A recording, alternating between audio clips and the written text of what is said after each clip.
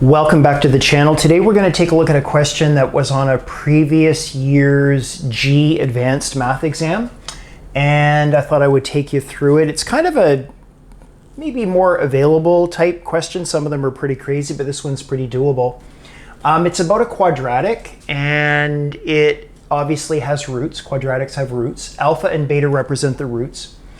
And ultimately, we want to figure out what this series is, this infinite series, 1 over alpha plus 1 over beta to the n. And they give us some information to work with here. Ultimately, we want to figure out what a, b, and c are first, and then we can work with alpha and beta. So one of the parts that they tell us is that, excuse me, b is actually 6. So they drop that. They tell us what that is. And they tell us that A and C comply with this matrix statement, so that ABC times this 3 by 3 is equal to 0, 0, 0. So really, if I was to expand this, I'm gonna take this row and multiply it by this column. So that's going to be 1 times A, or A, plus 8B plus 7C equals 0. And same again, the 0 comes from here. So this row, this column equals this row, this column equals 0, the second 0.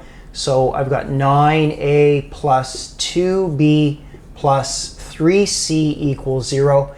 And then I'm going to take this and run it through the final column. That's going to be equal to 0, which is 7a plus 7b plus 7c equals 0.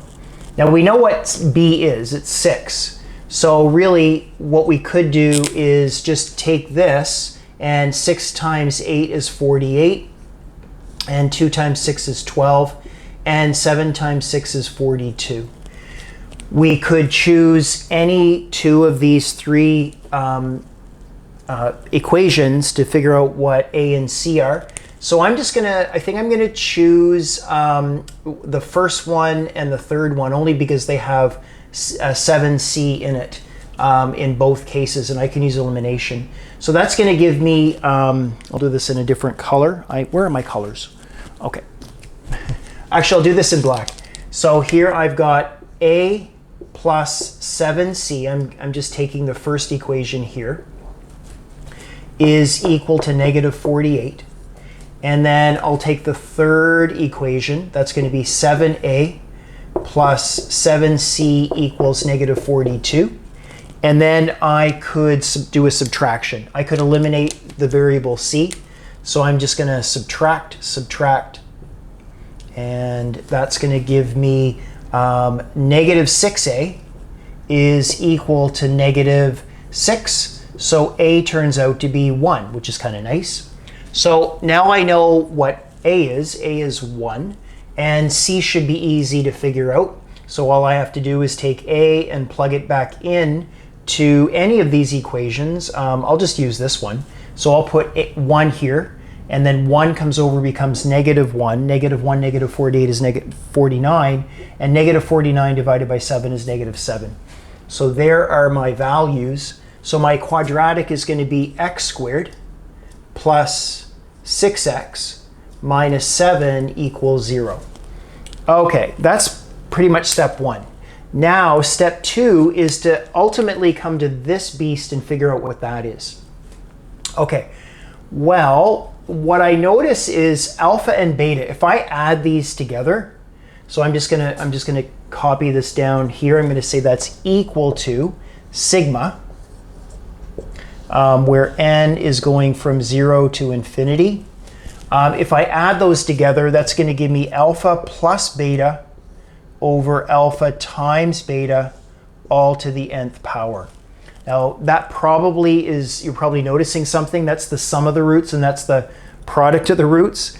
So we have some formulas. Obviously we know that alpha plus beta, I don't want to say obvious, sorry, is actually equal to negative b over a. So if you know the coefficients, you can figure that out. So that's going to be equal to negative 6. And alpha times beta is equal to c over a. And that's going to be equal to negative 7. Okay, well, I can actually take these values and plug them into this infinite series. So this is going to be equal to sigma. Try to draw a proper sigma. 0 to infinity. And that's going to give me, well, negative 6 over negative 7 is 6 over 7, all to the n. And do you notice something? That's actually geometric, because if we generated a few terms, you could see that. But the common ratio, the amount that you multiply by each time, is 6 over 7. So what I could do is use my sigma formula. So if I want to sum an infinite geometric series, all I need to know is the first term, t1, over 1 minus the common ratio. I'll use the letter r for the common ratio. And the first term, now look at that, the lower limit of summation is 0. So if I put a 0 here, the first term is going to be 1. So that's going to be equal to 1 over 1 minus the common ratio. The common ratio is 6 over 7. So 6 over 7. And that's going to be equivalent to 1 over, well, what's 1 minus 6 over 7? It's 1 over 7. And what's 1 over 1 over 7? You know it, it's equal to 7. So the final answer to this one is 7. Kind of a cool question. It's got a few parts and pieces to it, but it really nicely combines matrix algebra with a little bit of Vieti's formulas, and yeah, a little bit of geometric series. So there you go. Anyway, if you like this video today, don't forget to slap a like on it. And don't forget to subscribe and click that little bell icon for regular notifications for all my uploads.